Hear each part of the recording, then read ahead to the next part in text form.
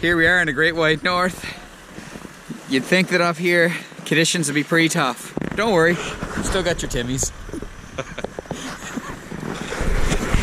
This place is ridiculous. My name is Ben Feltmate, and I have been sent with a group of highly technically skilled individuals to Nunavut, Canada's eastern and high Arctic, for the next 2 weeks to help with the installation of a new satellite uplink affecting every Inuit community in the territory.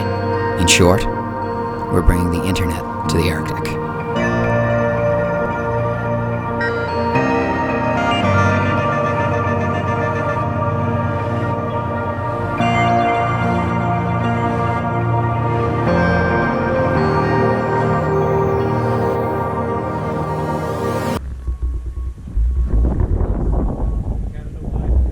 Okay, ladies and gentlemen, we are in Clods River.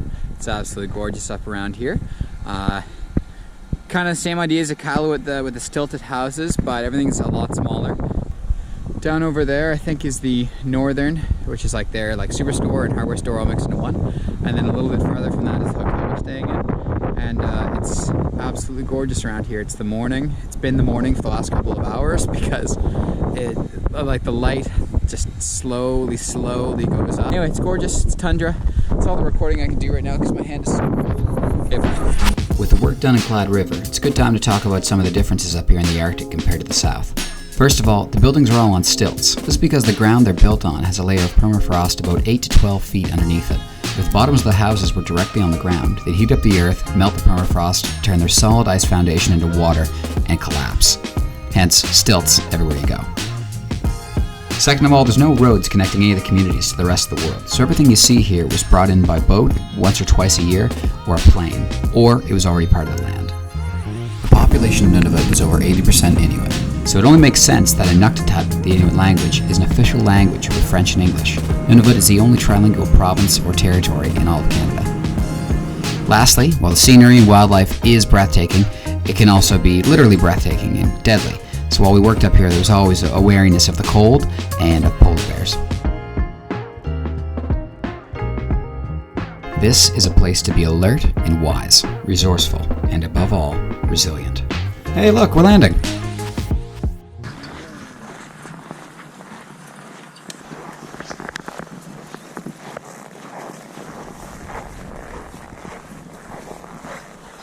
You might not think of sunglasses when you're packing for a trip to the Arctic, but the fact of the matter is it's 1 p.m.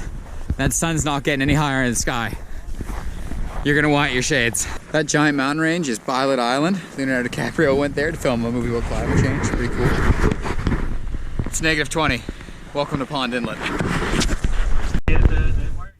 At first, when you're down south, it's easy to wonder how anyone decided to live up here. It's cold, it's harsh, and it's dark a lot of the time, and resources are very limited. But then you see it, and everything feels quiet for a minute, and you forget the cold and the hardship, and you just see the land.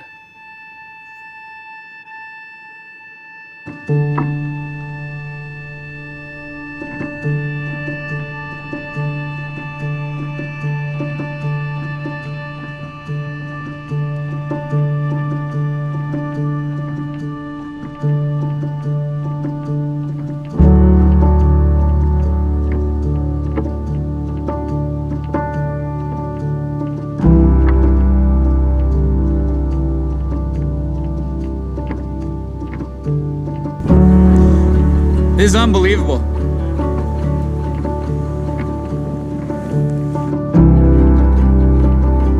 So here we are, Pond Inlet, 3:45, golden hour.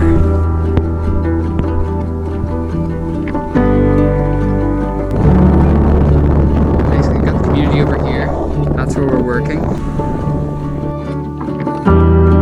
It's cold, but when you're looking at stuff like this, you don't even care. It's just it's so amazing.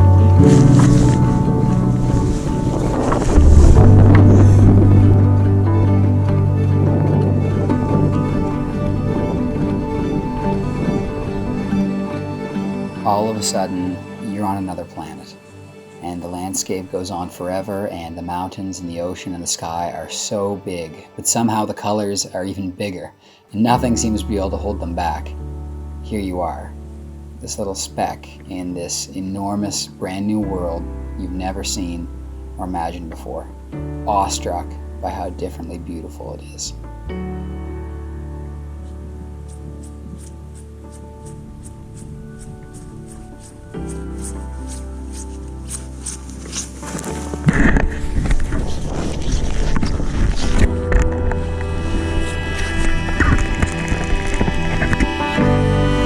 Selfie stick is frozen.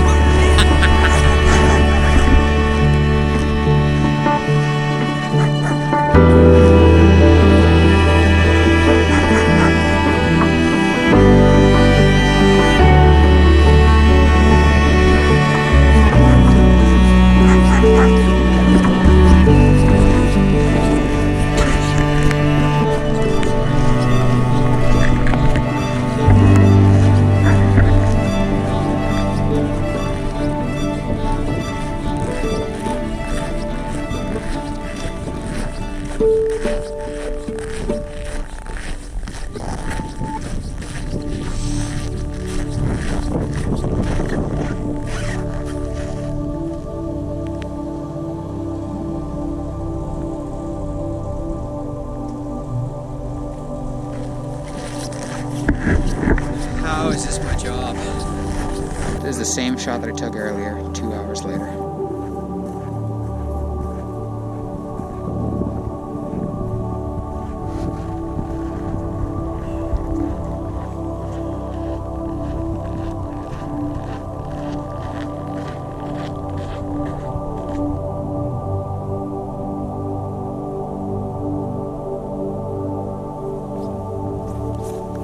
The one thing I was trying to explain to everybody when I told them I was moving up to the north, they were saying, aren't you worried about how dark it's gonna get? And I just kept thinking, guys, like, there's gonna be more lights there than you've ever seen in your life.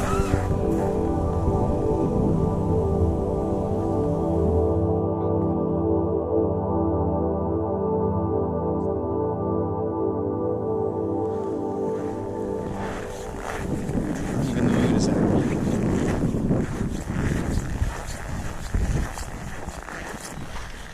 Today was a good day. So right now we're in Arctic Bay and everybody's finishing up a few little tasks and doodads. And I got a chance to shoot a little video of this beautiful little place. Now this right here is a particularly special moment to anybody who grew up listening to Stan Rogers. I am standing and staring at the very beginning of the Northwest Passage, and there's a certain song that I downloaded specifically for this moment. This one's for everybody back home, especially in Canso.